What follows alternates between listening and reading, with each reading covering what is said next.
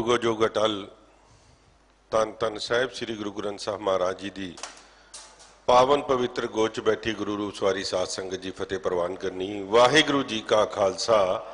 वाहिगुरु जी की फतेह। धनता दे योग ये संगत जिहड़ी इन्नी महामारी दे विच दिल्ली दे विच लॉकडाउन होने के बावजूद भी जिथे थां थां दे उत्ते पुलिस के पिकट्स लगे हैं, उस तो बाद भी इन्नी वड्डी गिनती दे विच जिथे अज इथे शाम के दीवान दे विच हाज़रियां भरियां, मैं समझदा कि वाकई गुरु महाराज की अपार किरपा अपने सिखां दे उत्ते जिहड़े इत्थे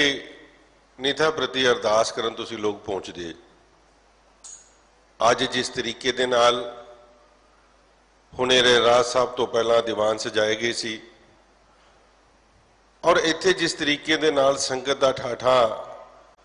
मारदा इकट्ठ सी, वाकई इस गल दे उत्ते तसल्ली कि भावें जिन्नियां मर्जी कष्ट आए होण मगर गुरु का सिख हमेशा चढ़दी कला दे विच।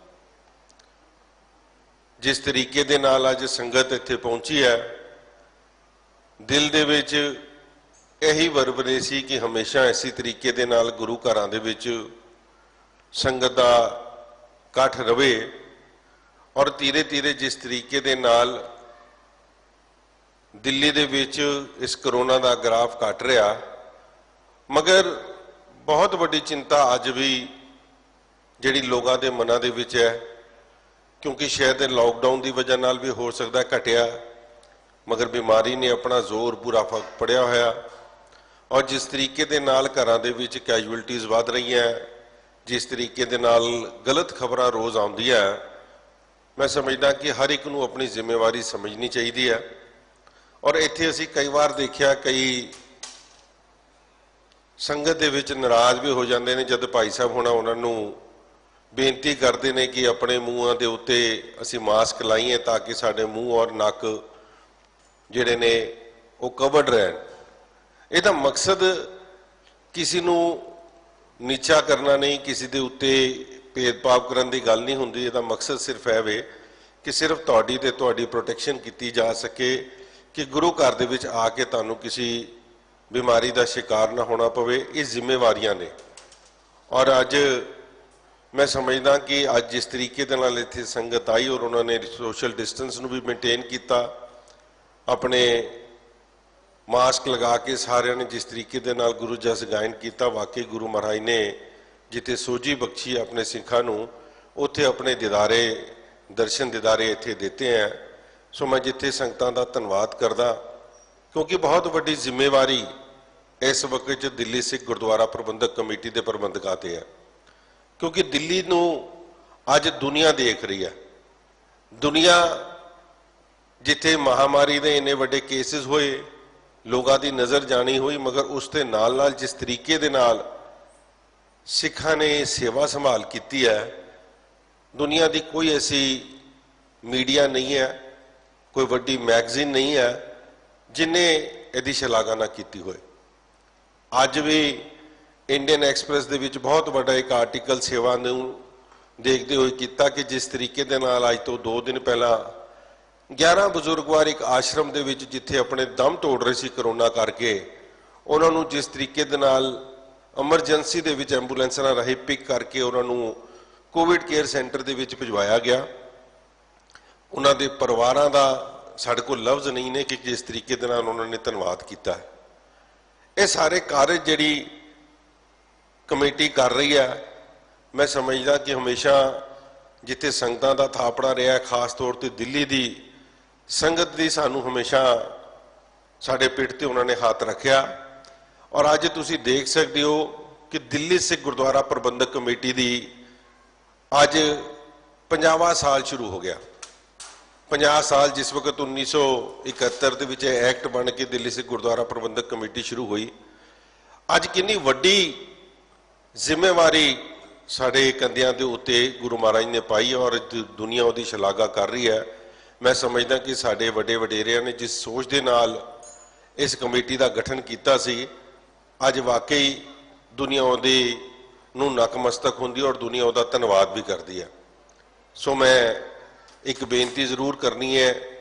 ਕਿਉਂਕਿ ਬਹੁਤ ਵੱਡੀਆਂ ਸੇਵਾਵਾਂ ਗੁਰਦੁਆਰਾ ਪ੍ਰਬੰਧਕ ਕਮੇਟੀ ਕਰ ਰਹੀ ਹੈ ਔਰ ਉਹਦੇ ਵਿੱਚ ਜਿਸ ਤਰੀਕੇ ਦੇ ਨਾਲ ਕੋਵਿਡ ਕੇਅਰ ਸੈਂਟਰ ਸ਼ੁਰੂ ਕੀਤੇ ਗਏ 400 ਬੈੱਡ ਦਾ, ਜਿਸ ਤਰੀਕੇ ਦੇ ਨਾਲ ਘਰ ਘਰ ਤੱਕ ਲੰਗਰ ਪਹੁੰਚਾਉਣ ਦੀ ਗੱਲ ਕੀਤੀ, ਜਿਹੜੇ ਸਾਡੇ ਕੋਵਿਡ ਦੇ ਪੇਸ਼ੈਂਟਸ ਨੇ ਲੰਗਰ ਦੀ ਰਸਦ ਜਿਹੜੀ ਹੈ ਉਹਨਾਂ ਪਰਿਵਾਰਾਂ ਤੱਕ ਜਿਹੜੇ ਤਿਆੜੀਆਂ ਕਰਦੇ ਨੇ ਪਿਛਲੇ 1.5 ਮਹੀਨੇ ਤੋਂ, ਜਿਸ ਤਰੀਕੇ ਦੇ ਨਾਲ ਲਾਕਡਾਊਨ ਦੀ ਵਜ੍ਹਾ ਨਾਲ ਉਹਨਾਂ ਦੇ ਕਾਰੋਬਾਰ ਨਹੀਂ ਚੱਲ ਪਾ ਰਹੇ, ਤਿਆੜੀਆਂ ਨਹੀਂ ਲਾ ਸਕ ਰਹੇ, ਉਹਨਾਂ ਦੇ ਘਰ ਤੱਕ ਲੰਗਰ ਦੀ ਰਸਦ ਪਹੁੰਚਾਉਣ ਦਾ ਕੰਮ ਕੀਤਾ ਹੈ। ਸਾਰਾ ਕਾਰਜ ਸੰਗਤਾਂ ਦੇ ਸਹਿਯੋਗ ਨਾਲ ਹੈ ਔਰ ਮੈਂ ਬੇਨਤੀ ਕਰਾਂਗਾ ਜਿਹੜੇ ਵੀ ਆਪਣੀਆਂ ਸੇਵਾਵਾਂ ਪਾਉਂਦੇ ਨੇ, ਕਿਉਂਕਿ ਤੁਹਾਡੀ ਸੇਵਾ ਦਿੱਤੀ ਹੋਈ ਨਾਲ ਬਹੁਤ ਵੱਡੀ ਇਹ ਸੇਵਾ ਦਿੱਲੀ ਦੇ ਵਿੱਚ ਚੱਲ ਰਹੀ ਹੈ। ਇੱਕ ਸੇਵਾ ਪਿਛਲੇ ਹਫਤੇ ਤੋਂ ਅਸੀਂ ਸ਼ੁਰੂ ਕੀਤੀ ਸੀ ਕਿ ਘਰ ਘਰ ਤੱਕ ਆਕਸੀਜਨ ਪਹੁੰਚਾਉਣ ਦੀ, ਔਰ ਉਹਦੇ ਨਾਲ ਇਹ ਫਲਸਫਾ ਨਿਕਲ ਕੇ ਆਇਆ ਕਿ ਜਿਹੜੇ ਪਰਿਵਾਰ, ਜਿਹੜਾ ਵਿਅਕਤੀ ਹਸਪੀਟਲਾਂ ਦੇ ਵਿੱਚ ਕੋਵਿਡ ਦੇ ਨਾਲ ਜਾਂਦਾ ਹੈ, ਭਾਵੇਂ ਉਹ ਠੀਕ ਹੋ ਕੇ ਵੀ ਵਾਪਸ ਆਏ, ਮਗਰ ਮੈਂ ਸਮਝਦਾ ਕਿ ਉਹਨੂੰ ਆਕਸੀਜਨ ਦੀ ਫਿਰ ਵੀ ਲੋੜ ਪੈ ਰਹੀ ਹੈ। ਔਰ ਸਾਡੇ ਦਿੱਲੀ ਸਿੱਖ ਗੁਰਦੁਆਰਾ ਪ੍ਰਬੰਧਕ ਕਮੇਟੀ ਦੇ ਸਾਰੇ ਮੈਂਬਰ ਸਾਹਿਬਾਨ ਆਪਣੇ ਆਪਣੇ ਹਲਕਿਆਂ ਦੇ ਵਿੱਚ ਜਿਨ੍ਹਾਂ ਦੀ ਜ਼ਿੰਮੇਵਾਰੀ ਲਾਈ ਗਈ ਹੈ ਕਿ ਕੋਈ ਐਸਾ ਪਰਿਵਾਰ ਨਹੀਂ ਰਹਿਣਾ ਚਾਹੀਦਾ ਜੇ ਆਕਸੀਜਨ ਕਰਕੇ ਜਿਹਨੂੰ ਕਿਸੇ ਨੂੰ ਕੋਈ ਘਾਟ ਹੋ ਜਾਏ, ਔਰ ਹਰ ਇੱਕ ਨੂੰ ਉਹਨਾਂ ਦੇ ਮੁਤਾਬਿਕ ਕਨਸੈਂਟਰੇਟਰਸ ਦਿੱਤੇ ਗਏ ਨੇ ਜਿੰਨੀ ਉਹਨਾਂ ਨੂੰ ਲੋੜ ਇਲਾਕਿਆਂ ਦੇ ਵਿੱਚ ਪੈ ਰਹੀ ਹੈ। ਸੋ ਮੈਂ ਸਮਝਦਾ ਇੱਕ ਇੱਕ ਘਰ ਤੱਕ ਇਹ ਆਕਸੀਜਨ ਪਹੁੰਚਾਉਣ ਦਾ ਕਾਰਜ ਜਿਹੜਾ ਦਿੱਲੀ ਸਿੱਖ ਗੁਰਦੁਆਰਾ ਕਮੇਟੀ ਨੇ ਸ਼ੁਰੂ ਕੀਤਾ। ਮੈਂ ਬੇਨਤੀ ਕਰਾਂਗਾ, ਕਿਉਂਕਿ ਇਹਦੀ ਬਹੁਤ ਵੱਡੀ ਲੋੜ ਹੈ, ਉਹਨਾਂ ਪਰਿਵਾਰਾਂ ਨੂੰ ਖਾਸ ਤੌਰ ਤੇ ਉਹਨਾਂ ਦੇ ਚਰਨਾਂ 'ਚ ਬੇਨਤੀ ਕਰਾਂਗਾ ਕਿ ਤੁਸੀਂ ਵੀ ਆਪਣੀ ਜ਼ਿੰਮੇਵਾਰੀ ਸਮਝੋ ਕਿ ਅਗਰ ਤੁਹਾਨੂੰ ਇਹ ਲੋੜ ਹੈ ਤੇ ਆਪਣੇ ਘਰ ਦੇ ਵਿੱਚ ਰੱਖੋ, ਜੇ ਲੋੜ ਨਹੀਂ ਹੈ ਤੇ ਤੁਰੰਤ ਉਹਨੂੰ ਵਾਪਸ ਕਰਕੇ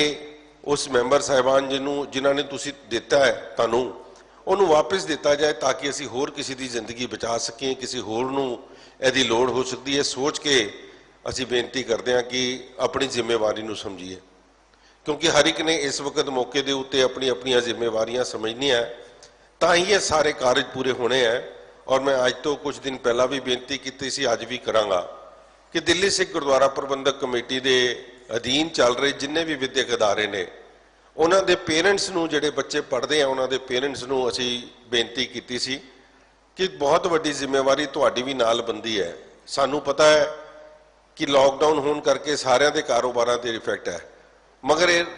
ਤੁਹਾਡੇ ਲੋਕਾਂ ਦਾ ਇਹ ਸਹਿਯੋਗ ਬਹੁਤ ਵੱਡਾ ਜ਼ਰੂਰੀ ਚਾਹੀਦਾ ਕਿ ਤੁਸੀਂ ਆਪਣੇ ਬੱਚਿਆਂ ਦੀਆਂ ਜਿਹੜੀਆਂ ਫੀਸਾਂ ਨੇ ਉਹ ਸਮੇਂ ਸਿਰ ਜਮ੍ਹਾਂ ਕਰਾਓ, ਤਾਂ ਕਿ ਉਹਨਾਂ ਨੂੰ ਪੜ੍ਹਾਉਣ ਵਾਲੇ ਅਧਿਆਪਕਾਂ ਦੀ ਸੈਲਰੀਜ਼ ਉਹਨਾਂ ਦੇ ਸਮੇਂ ਸਿਰ ਪਹੁੰਚ ਸਕੇ। ਇੱਕ ਚੇਨ ਹੈ,